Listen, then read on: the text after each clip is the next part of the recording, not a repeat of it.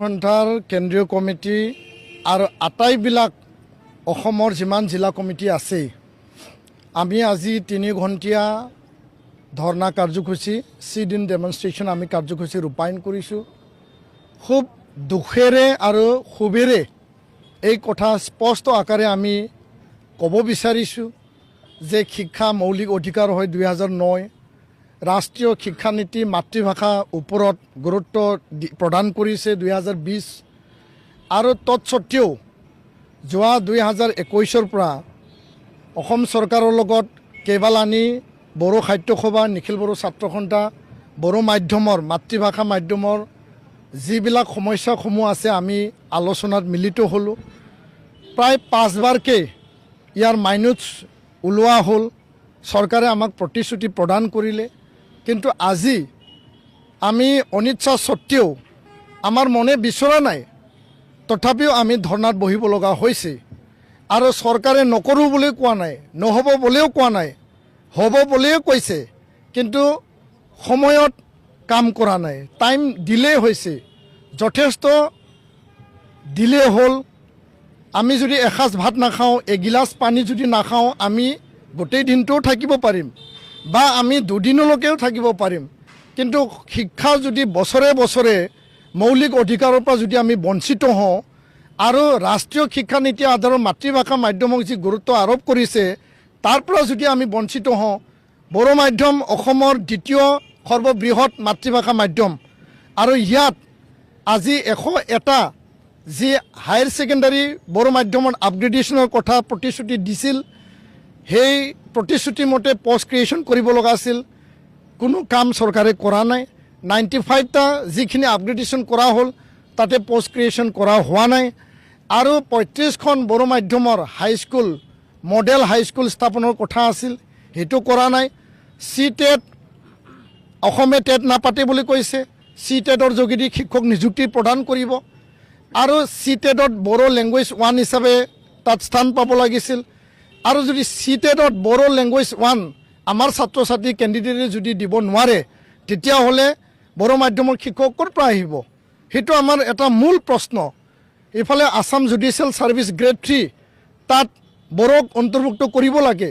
আমাৰ ল'ৰা ছোৱালী কি জাজ হ'ব নালাগে নেকি? CGM ছেশ্যন জাজত আমাৰ ল'ৰা ছোৱালী উচ্চতম ন্যায়ালয় উচ্চ ন্যায়ালয়ত ন্যায়াধীশ হ'ব নালাগে নেকি? যি ন্যায়িক সেৱা পৰীক্ষা তাত আমাক কিয় বঞ্চিত কৰা হৈছে?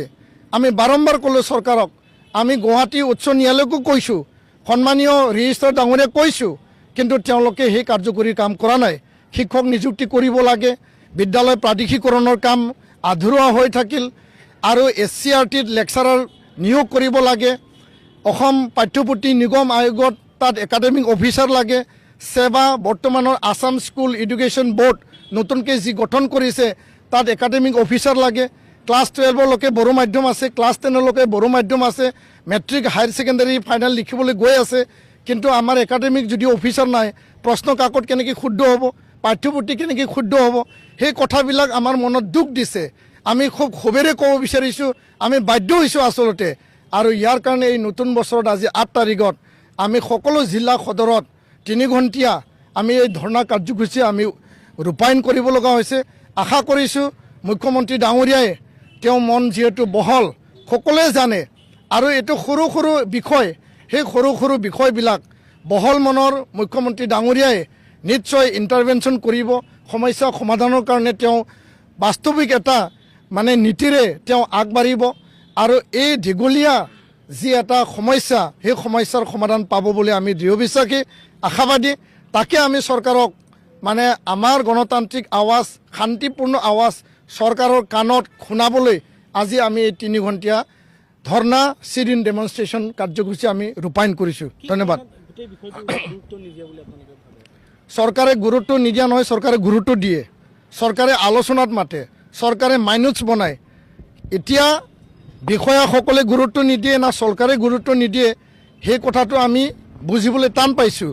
আনপিনেদি বড়ো মাধ্যমৰ শিক্ষক নিযুক্তি নিদিয়াৰ বাবে EGS চেণ্টাৰবিলাকত ছিংগল টিচাৰ 0 টিচাৰ হোৱাৰ বাবে শোণিতপুৰ বিশ্বনাথত আৰু বহুতো বিদ্যালয়ত বড়ো মাধ্যম স্কুলত আন মাতৃভাষা মাধ্যমৰ শিক্ষক পঠাই দিছে, যাৰ কাৰণে তেওঁলোকে পঢ়াব নোৱাৰে।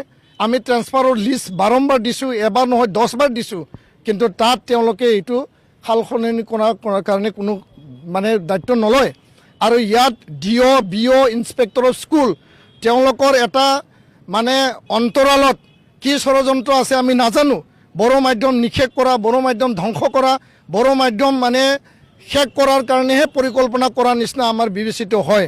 তো তাৰ কাৰণে আমি চৰকাৰক আহ্বান জনাইছোঁ, বিষয়াই হওক চৰকাৰেই হওক, আপোনালোকে অতি সোনকালে বড়ো মাধ্যমৰ সমস্যা সমাধান কৰক আৰু মুখ্যমন্ত্ৰী ডাঙৰীয়াক বহল মনেৰে আৰু খুব মানে গভীৰতাত যাই পেলাই বড়ো মাধ্যমৰ সমস্যা, মাতৃভাষা মাধ্যমৰ দ্বিতীয় লাৰ্জেষ্ট সৰ্ববৃহৎ মাতৃভাষা মাধ্যম, আপুনি দায়িত্ব সহকাৰে ইণ্টাৰভেনশ্যন কৰক, সমস্যা সমাধান কৰক। তাকে আমি আজি এই প্ৰতিবাদৰ যোগেদি, সেই ডেমনষ্ট্ৰেশ্যনৰ যোগেদি আপোনাক জনাবলৈ আহিছোঁ।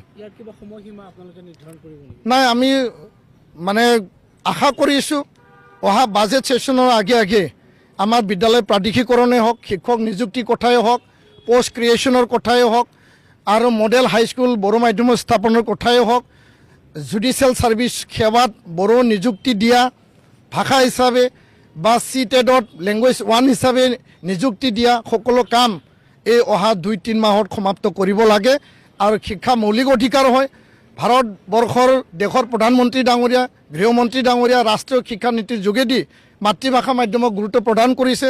আৰু মাতৃভাষা মাধ্যমতে তেওঁলোকে কৈছে যে মেডিকেল ইঞ্জিনিয়াৰিঙো কোৰ্ছো সম্পন্ন কৰিব লাগে। তেনে এটা সময়ত ক্লাছ 10 ক্লাছ 12লৈকে চলি থকা বড়ো মাধ্যমক আওকাণ কৰি পেলাই এই মাধ্যমৰ সমস্যা জলাঞ্জলি দি মাধ্যমক যদি নিষেধ কৰিব বিচাৰিছে, ইয়াতকৈ আৰু দুখৰ লগা বিষয় কেতিয়াও হ'ব নোৱাৰে। আৰু ছাত্ৰ সংগঠন, জাতীয় সংগঠন হিচাপে এফচুয়ে নিজৰ গণতান্ত্ৰিক আৱাজ আমি ৰাখিম আৰু টেবুলত সমস্যা সমাধান কৰিব লগা বিষয়সমূহ টেবুলত আলোচনা কৰি সমাধানৰ সূত্ৰ আমি ওলাম। ধন্যবাদ।